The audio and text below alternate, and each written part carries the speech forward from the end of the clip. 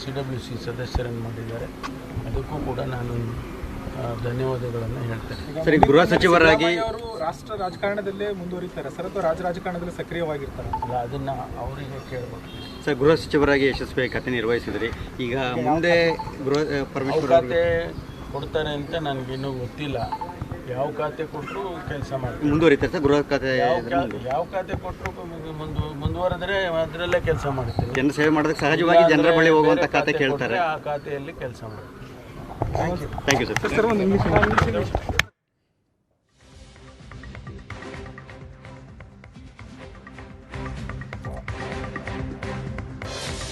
KPCC ಅಧ್ಯಕ್ಷ ಸ್ಥಾನ ಸತೀಶ್ ಜಾರಕಿಹೊಳಿ ಅವರಿಗೆ ಕೈತಪ್ಪಿದೆ. ಸಚಿವ ಸ್ಥಾನದ ಜೊತೆಗೆ ಕೆಪಿಸಿಸಿ ಅಧ್ಯಕ್ಷ ಸ್ಥಾನವನ್ನ ಕೂಡ ಕೇಳಿದ್ರು ಸತೀಶ್ ಜಾರಕಿಹೊಳಿ. ಅದಕ್ಕೋಸ್ಕರ ಸಾಕಷ್ಟು ಲಾಬಿ ನಡೆಸಿದ್ರು. ದೆಹಲಿ ಮಟ್ಟದಲ್ಲಿ ಪ್ರಯತ್ನಗಳಾಗಿತ್ತು. ಆದ್ರೆ ಈಗ ಕೆಪಿಸಿಸಿ ಅಧ್ಯಕ್ಷ ಸ್ಥಾನ ಕೈತಪ್ಪಿದೆ. ಅಧ್ಯಕ್ಷ ಅಥವಾ ಸಚಿವ ಎರಡರಲ್ಲಿ ಒಂದು ಸ್ಥಾನ ಅಂತ ವರಿಷ್ಠರು ಹೇಳಿದ್ರು. ಹರಿಪ್ರಸಾದ್ಗೆ ಕೆಪಿಸಿಸಿ ಅಧ್ಯಕ್ಷ ಪಟ್ಟವನ್ನ ಕಟ್ಟೋದಕ್ಕೆ ಹೈಕಮಾಂಡ್ ನಿರ್ಧಾರ ಮಾಡಿದೆ. ಸೋನಿಯಾ ಗಾಂಧಿ, ರಾಹುಲ್ ಗಾಂಧಿಯಿಂದ ಹರಿಪ್ರಸಾದ್ ಕರೆ ಬಂದಿದೆ. ಸತೀಶ್ ಜಾರಕಿಹೊಳಿ ಬದಲಿಗೆ ಹರಿಪ್ರಸಾದ್ಗೆ ಕೆಪಿಸಿಸಿ ಅಧ್ಯಕ್ಷ ಪಟ್ಟ ಸಿಗ್ತಾ ಇದೆ. ಅಲ್ಲಿಗೆ ಇದೇ ಕೆಪಿಸಿಸಿ ಅಧ್ಯಕ್ಷ ಪಟ್ಟಕ್ಕಾಗಿ ಬಹಳಷ್ಟು ಪ್ರಯತ್ನವನ್ನ ನಡೆಸಿದ್ದ ಸತೀಶ್ ಜಾರಕಿಹೊಳಿ ಅವರಿಗೆ ಹಿನ್ನಡೆಯಾಗಿದೆ. ಕಳೆದ 6 ವರ್ಷಗಳಿಂದ ಕೆಪಿಸಿಸಿ ಅಧ್ಯಕ್ಷ ಸ್ಥಾನವನ್ನ ಬಹಳ ಜವಾಬ್ದಾರಿಯುತವಾಗಿ ಡಿಕೆ ಶಿವಕುಮಾರ್ ಅವರು ನಿಭಾಯಿಸಿದ್ರು. 2020ರಲ್ಲಿ ಕೆಪಿಸಿಸಿ ಅಧ್ಯಕ್ಷ ಸ್ಥಾನದಲ್ಲಿ ಡಿಕೆ ಶಿವಕುಮಾರ್ ಅವರು ಕೂತಿದ್ದು.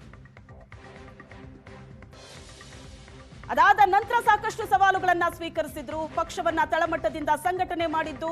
ಅದಾದ ನಂತರ ಬಂದಂತ 2023ರ ವಿಧಾನಸಭೆ ಚುನಾವಣೆ, ಲೋಕಸಭೆ ಚುನಾವಣೆ, ಹಲವು ಉಪಚುನಾವಣೆಗಳು, ಬೇರೆ ಬೇರೆ ರಾಜ್ಯಗಳಲ್ಲಿ ಚುನಾವಣೆ ನಡೆದಾಗ್ಲೂ ಅಲ್ಲಿ ಪ್ರಮುಖರಾಗಿ ಭಾಗಿಯಾಗಿದ್ದು.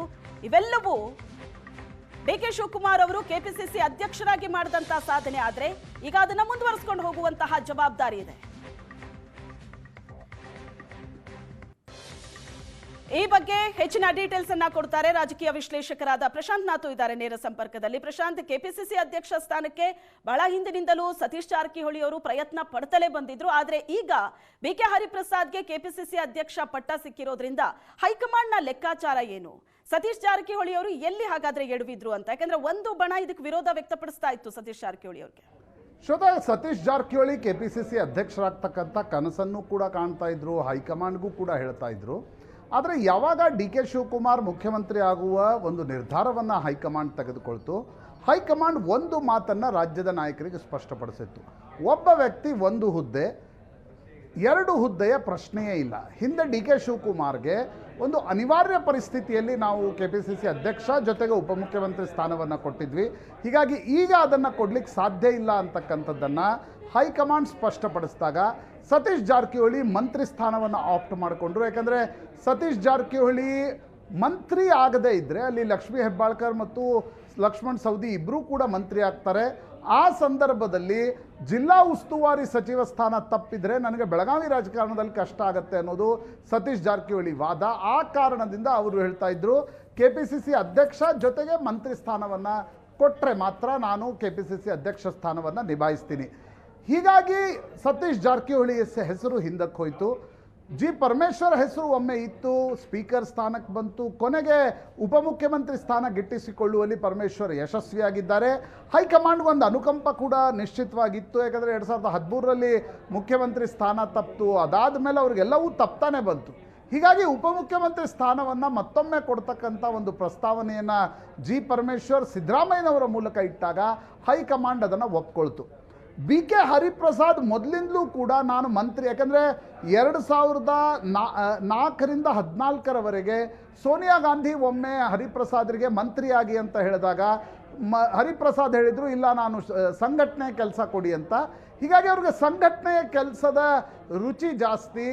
ಆ ಕಾರಣದಿಂದ ಬಿ ಕೆ ಹರಿಪ್ರಸಾದ್ರಿಗೆ ಕೆಪಿಸಿಸಿ ಅಧ್ಯಕ್ಷ ಸ್ಥಾನವನ್ನು ಕೊಡುವ. ಯಾಕಂದರೆ ಒಬ್ಬ OBCಯನ್ನು ಮುಖ್ಯಮಂತ್ರಿ ಸ್ಥಾನದಿಂದ ಕೆಳಗಿಳಿಸಿ ಒಕ್ಕಲಿಗ ಸಮುದಾಯದ ಡಿ ಕೆ ಶಿವಕುಮಾರನ್ನು ಮುಖ್ಯಮಂತ್ರಿ ಮಾಡ್ತಾ ಇರುವಾಗ ಅಧ್ಯಕ್ಷ ಸ್ಥಾನವಾದರೂ OBC ಕೊಡಬೇಕು, ಪಾರ್ಟಿಯ ಮೂಲ ಪಾರ್ಟಿಯವ್ರು ಕೊಡಬೇಕು ಅಂತಕ್ಕಂಥದ್ದು ಕೂಡ ಕಾಂಗ್ರೆಸ್ ಹೈಕಮಾಂಡ್ನ ಮನಸ್ಸಿನಲ್ಲಿತ್ತು. ಸಿದ್ದರಾಮಯ್ಯನವರ ಒತ್ತಾಸೆ ಕೂಡ ಆಗಿತ್ತು. ಹೀಗಾಗಿ ಬಿ ಕೆ ಹರಿಪ್ರಸಾದ್ರಿಗೆ ಮಂತ್ರಿಮಂಡಲದಲ್ಲಿ ಜಾಗ ಕೊಡಲ್ಲ, ನಿಮಗೆ PCC ಪ್ರೆಸಿಡೆಂಟ್ ಕೊಡ್ತೀವಿ ಅನ್ನೋದನ್ನು ಮೌಖಿಕವಾಗಿ ಇವತ್ತು ಬೆಳಗ್ಗೆ ಕೆ ಸಿ ವೇಣುಗೋಪಾಲ್ ಹೇಳಿದ್ದಾರೆ ಅನ್ನೋದಿದೆ.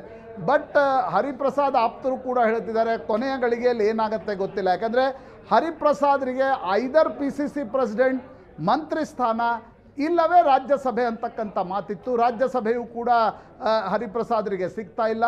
ಹೀಗಾಗಿ PCC ಅಧ್ಯಕ್ಷ ಸ್ಥಾನವನ್ನು ಕೊಡುವ ಸಾಧ್ಯತೆಗಳು ಜಾಸ್ತಿ. ಯಾವಾಗ ಅನೌನ್ಸ್ ಮಾಡ್ತಾರೆ ಅಂತಕ್ಕಂಥದ್ದು ಕೂಡ ಇದೆ. ಅದರಲ್ಲಿ ಸ್ಪೀಕರ್ ಸ್ಥಾನ ಯಾರಿಗೆ, PCC ಪ್ರೆಸಿಡೆಂಟ್ ಯಾರಿಗೆ ಅನ್ನೋದು ಇನ್ನೂ ಕೆಲವೇ ದಿನಗಳಲ್ಲಿ ಹೈಕಮಾಂಡ್ ಅಧಿಕೃತವಾಗಿ ಅನೌನ್ಸ್ ಮಾಡಿದೆ.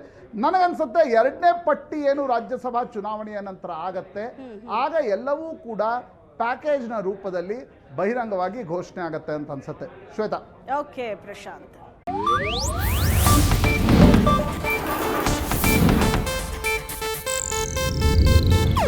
ಇದು ಏಷ್ಯಾನೆಟ್ ನ್ಯೂಸ್ ನೆಟ್ವರ್ಕ್ ಪ್ರಸ್ತುತಿ.